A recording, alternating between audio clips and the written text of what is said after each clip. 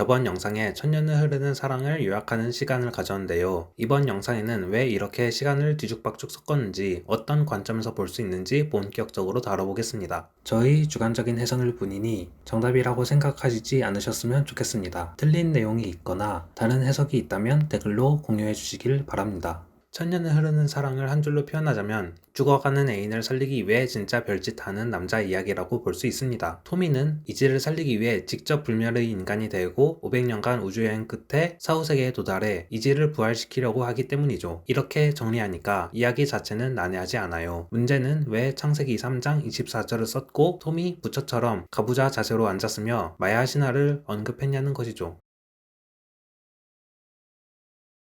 이 영화에서 가장 중요하게 등장하는 것이 있으니 바로 나무입니다. 이지를 살리기 위해 사용된 것도 과타멜라에서 채취한 나무고, 이사벨 여왕이 영생을 얻기 위해 찾은 나무도 아즈텍에 있는 나무고, 톰이 이지를 부활시키기 위해 심은 것도 과타멜라에서 서식하는 나무입니다. 이 영화에서 등장하는 나무는 시간대가 다 달라도 결국 같은 나무입니다. 그리고 이 나무는 영생을 의미한 듯이 치유의 능력을 가지고 있습니다. 창세기 3장 24절에 생명의 나무가 등장하는 것은 알겠는데 왜 그 나무가 마야 문명과 연결이 될까요? 마야 성서 포폴부를 읽어봤습니다.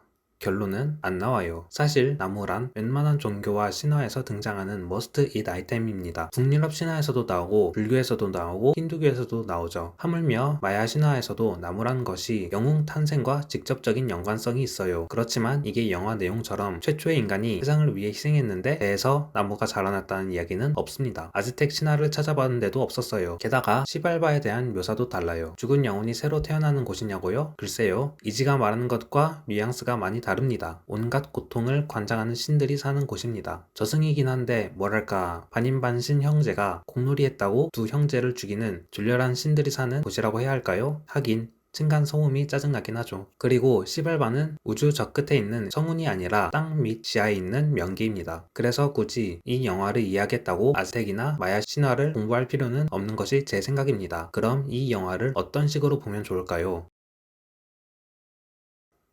박병식 평론가의 한 줄평을 볼까요? 타르코프스키의 웅덩이와 큐브릭의 밧줄. 여기서 타르코프스키의 웅덩이는 솔라리스를 말하는 것이고 큐브릭의 밧줄은 2001 스페이스 오디세이를 말하는 것이라고 봐도 무방하겠죠? 솔라리스는 서정적인 물의 이미지가 강한데 그런 의미에서 웅덩이라고 표현했을 것이고, 스페이스 오디세이는 거대한 서사라는 점과 기다란 우주선을 착안하여 밧줄 같다고 했을 것입니다. 천년을 흐르는 사랑의 시공선 동선은 2001 스페이스 오디세이처럼 어느 기점을 잡아서 시간적 도약을 하고 저 머나먼 우주의 공간을 향해 공간적 이동을 하다가 마지막에 물리적 개념을 넘어 관념적 결말에 도달하니까요. 2001 스페이스 오디세이와 천년을 흐르는 사랑을 비교해볼까요? 원시시대와 1999년에 거대한 시간적 도약이 있고 1999년과 2001년에 시간적 도약이 있죠. 천년을 흐르는 사랑 역시 있습니다. 16세기와 21세기에도 시간적 도약이 있고 21세기와 26세기에도 시간적 도약이 있습니다. 그러다가 마지막에 관념적 결말, 즉 스타차일드와 시발바 폭발로 끝납니다. 반복적 서사를 통해 생각할 여지를 보여주고 결말을 아예 관객의 목으로 돌리는 것이죠. 사실 2001 스페이스 오디세이만 하더라도 충분히 난해한데 여기서 타르코프스키의 솔라리스까지 더합니다. 천년을 흐르는 사랑과 솔라리스 둘 다 과거에 벌어진 일들을 반복적으로 경험하는 사이코 드라마를 보여주고 있어요. 솔라리스를 보면 주인공 크리스 켈빈은 지구에서 아내 하리의 죽음을 경험하는데 솔라리스 행성에서 다시 하리를 보게 됩니다. 똑같이 천년을 흐르는 사랑에서 주인공 톰 역시 지구에서 이지의 죽음을 겪는데 시발바로 향하는 여정 중에 끊임없이 이지를 보게 됩니다. 두 영화 모두 우주 공간 속 망망대해에서 무의식에 의해 시각화된 사랑하는 애인을 다시 만나게 돼요. 주인공의 감정적 상태를 다루는 방식은 안드레이 타르코프스키의 솔라리스와 같다고 볼 수 있죠. 솔라리스도 상당히 난해한 영화니 언젠가 다뤄보겠습니다. 2001 스페이스 오디세이와 솔라리스 둘 다 공통점이 있는데 그것은 사건이 반복된다는 점입니다. 스페이스 오디세이를 보면 시대마다 모노리스의 등장으로 지적 능력 도약이 이뤄지고 솔라리스를 보면 아내 하리의 죽음이 반복적으로 보여집니다. 차이점은 전자는 시공간이 순환됨에도 이는 반복적으로 발생한다는 것이고 후자는 반복되는 사건에 반응하는 인간의 감정에 포커스를 맞춘다는 것이죠. 만약 데런 아로노보스키가 이걸 염두했다고 찍었다면 굉장한 야심을 담았다고 볼 수 있겠죠. 근데 영화적 문법으로 난해하다 손꼽히는 두 영화를 섞는다는 것은 참 쉽지 않습니다.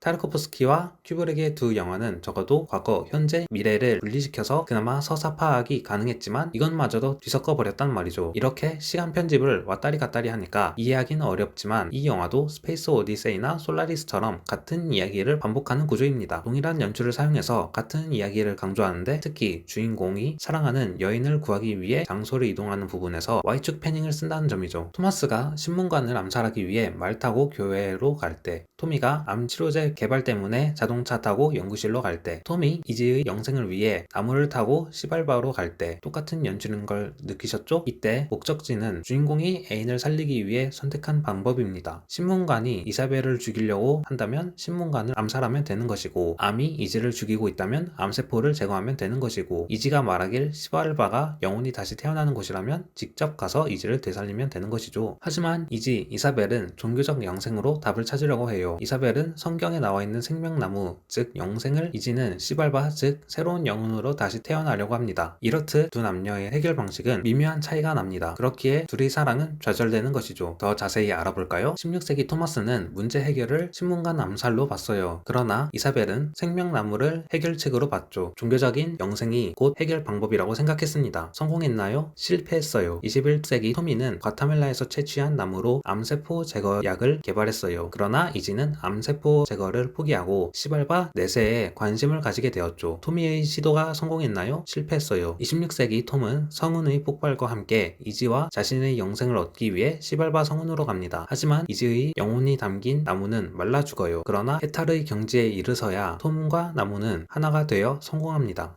성공의 여부는 어떤 것으로 결정나느냐? 바로 반지를 손가락에 꼈느냐 마느냐인 것이죠. 16세기 토마스는 끼기 직전에 사망합니다. 21세기 토미는 반지를 잃어버려서 그 슬픔에 손가락에 반지 문신을 새겨요. 26세기에 이르러서야 드디어 반지를 손가락에 낍니다. 그러면 왜 16세기와 21세기는 실패하고 26세기에는 성공을 하느냐는 의문이 들 것입니다. 왜일까요? 마지막에 가서 알려드리겠습니다. 둘의 해결 방법을 비교해보죠. 16세기의 이사벨의 해결 방법은 21세기 토미의 방법과 같습니다. 바로 나무죠. 하지만 관점이 달라요. 이사벨은 종교적 의미를 가지지만 토미는 의학적 의미를 가지고 있죠. 21세기 이즈의 해결 방법과 26세기 톰의 방법도 같습니다. 둘 다 시발바죠. 허나 이즈의 시발바는 내세를 의미하고 톰은 진짜 천체, 성운을 의미합니다. 톰은 근본적 해법을, 이사벨, 이지는 관념적 해법을 추가하죠. 근데 토미와 톰의 해결 방법은 이사벨과 이지의 해결 방법에 영향을 받고 있습니다. 좌절된 시도들이 거기에 멈추지 않고 다음 세대의 시도에 영향을 줍니다. 이것이 있으면 저것이 있고 저것이 있으면 이것이 있으니 바로 연기법이죠. 톰이 불교적 가부좌를 트는 이유는 바로 여기 있습니다. 원인이 곧 결과가 되고 결과가 곧 원인이 되니 톰은 더 이상 이런 죽음과 영생의 집착에 벗어나서 죽어감을 인정하게 되어 해탈의 경지에 다다르는 것입니다. 또 톰이 시발바로 가는 여정을 보면 오리수 나무 밑에서 수행을 하는 부처의 모습이 떠오르기도 하죠. 심지어 부처가 깨달음을 얻은 장소 역시 보리수였으니 나무 밑에서 해탈한 톰과 겹쳐 보이는 부분이 있습니다. 이런 천년의 시공간의 여정 끝에 해탈에 도달하고 시발바의 폭발과 함께 톰이 나무의 거름이 되어 생명의 나무가 탄생하며 영화가 끝나는데 이것이 바로 이지가 쓴 소설 주인공 이사벨 여왕의 약속과 이어집니다. 16세기 이사벨 여왕이 기사 토마스에게 생명의 나무에 도달하면 토마스의 이브가 되겠다고 약속을 하죠. 즉 성운 시발바에 도착하면 생명의 나무가 탄생하는 것은 토마스와 이사벨이 에덴의 동산에 도착하는 것을 의미합니다. 이는 에덴의 동산으로 돌아온 아담과 이브라고 볼 수 있죠. 처음부터 있었던 의문은 이겁니다. 왜 영화 제목이 파운틴인가? 그 이유는 바로 이 영화 자체가 소설이기 때문입니다. 이지가 토미에게 소설을 줄 때 뭐라고 말했죠? 대신 소설을 완성시켜달라고 말했죠. 그 전에는 뭐라고 말했나요? 소설은 스페인에서 시작해 시발바로 끝난다고 말했죠. 토미는 이지의 유언을 지켜낸 것입니다. 즉 톰의 우주여행은 토미가 완성한 소설 내용입니다. 톰이 시발바로 가는 여정 중에 계속 이지가 보이는 환각을 보게 되죠. 이는 소설을 쓰는 도중 이지를 계속 그리워하는 것으로 볼 수 있고 자신의 팔에 문신을 한다는 것도 소설을 쓰고 있다는 은유적 표현이라고 볼 수 있죠.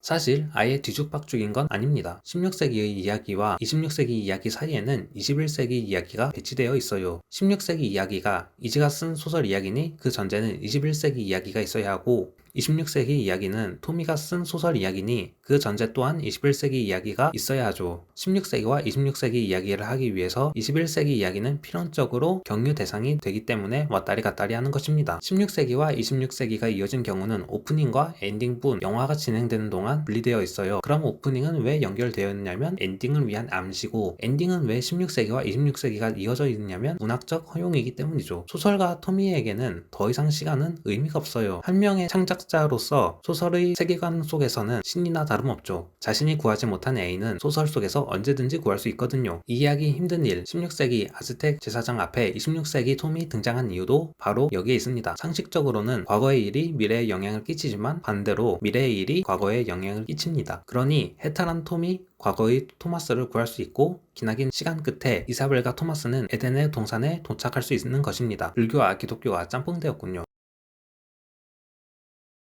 그럼 마지막 의문입니다. 왜 마지막이 돼서야 성공하는가는 이 영화가 진짜 말하고자 하는 주제입니다. 바로 영생입니다. 16세기 이사벨 여왕은 나무를 종교적인 의미로 해결 방법으로 바라보았죠. 즉 종교적 방법으로 영생을 원했습니다. 21세기 토미는 나무를 의학적 의미로 해결 방법으로 바라보았죠. 즉 의학적 방법으로 영생을 원했습니다. 종교와 과학 모두 인간의 최종 욕망은 영생이죠. 우리가 왜 내세를 믿을까요? 영혼이 사라지지 않는다고 믿기 때문에 천국에 가길 원하죠. 설마 지옥에서 영원히 고통받기 원하는 사람은 없잖아요. 우리가 왜 의학을 발전시킬까요? 그야 영혼이 없다고 생각하기 때문이죠.